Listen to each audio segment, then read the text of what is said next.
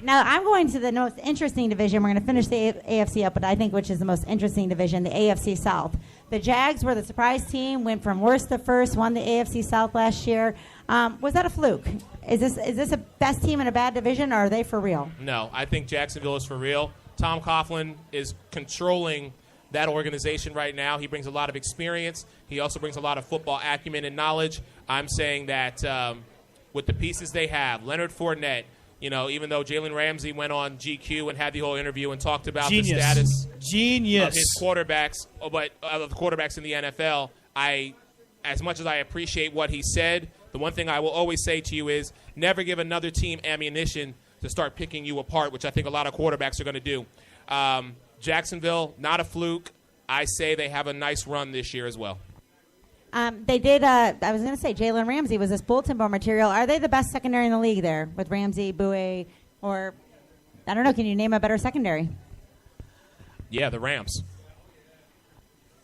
I think it would be between the Rams and them. How about the Saints? Nah. No? Rams and them. Okay, so Jags are the best secondary in the league. And now they have a whole new receiving core, too. Allen Robinson's gone. Allen Hurns is gone. Their tight end is gone there. Is Bortles going to be able to do what he can do, well, the minimum he can do with this receiving core, or is he going to improve or regress this year? How do you see Bortles doing? As Jalen Ramsey said in his GQ interview, I like Bortles. I like Blake. I like playoff Blake Bortles. The organization likes playoff Blake Bortles, and he does what the organization tells him to do. And that's what he needs to keep doing is be a game manager.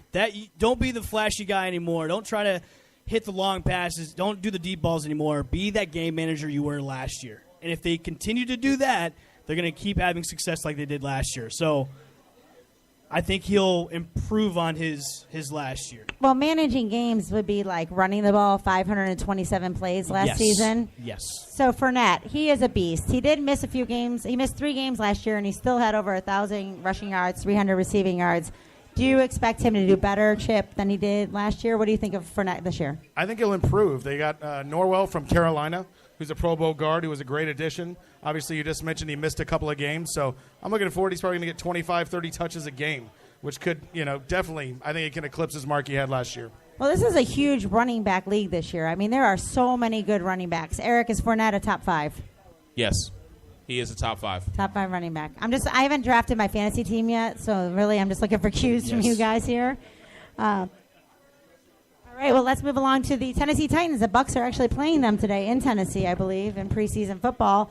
And my biggest question is, we saw Marcus Mariota have a breakout rookie year, kind of went down. He's been up and down. Which Mariota are we going to see this year? Al? Chip?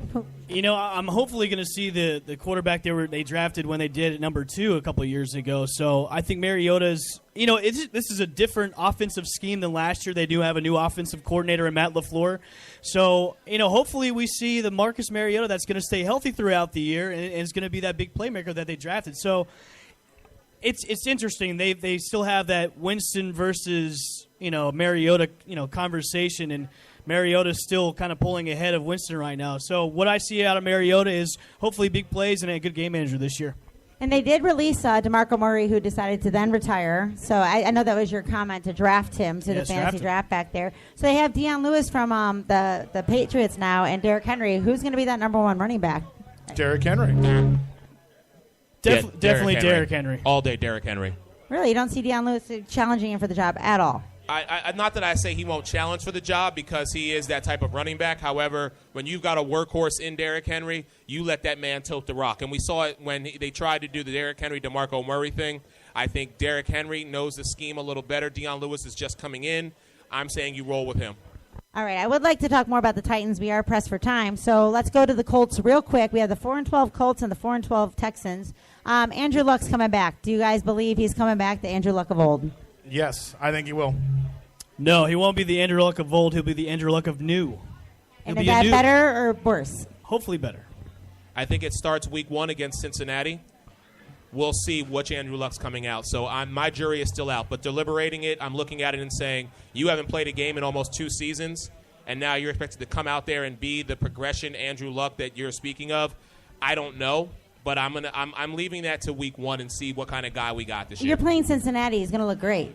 in week 1. Doesn't matter. I traded for T.Y. Hilton in my dynasty league, so I'm hoping on a wing and a prayer that Andrew Luck and him connect like they did Well, in the past. that's what T.Y. Hilton was between when he was playing with Luck, a wide receiver number 5 to wide receiver number 24. So, I mean, it's kind of iffy. He can be in the 20s. He can be in the 10s.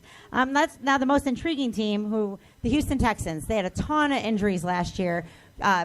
Deshaun Watson looked amazing, and I was so pissed the Browns didn't draft him when I saw him those first 7 games. Is that enough of a sample size of Deshaun Watson that we're going to know he's going to be this great quarterback this year? He is going to be a great quarterback. Listen, you don't come out and have the first year that you did, and then you have to go out to injury. This young man is coming back in a house of fire.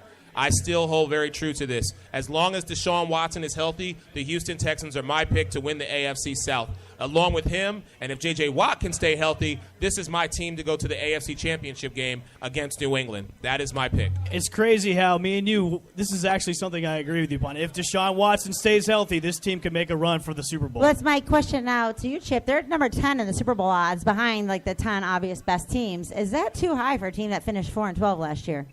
I think it's a little too high. Obviously, look at a 4-12 record. Obviously, the players they had were key players that were missing. So I think it's a little high right now. But as we all said, Deshaun Watson is a game changer. As long as he's on the field, J.J. Watt's the same thing. So you have a great opportunity for the Texans. I just hope everybody stays healthy. Yeah, I think other than the Browns, this might be the most intriguing team to watch and see how they do.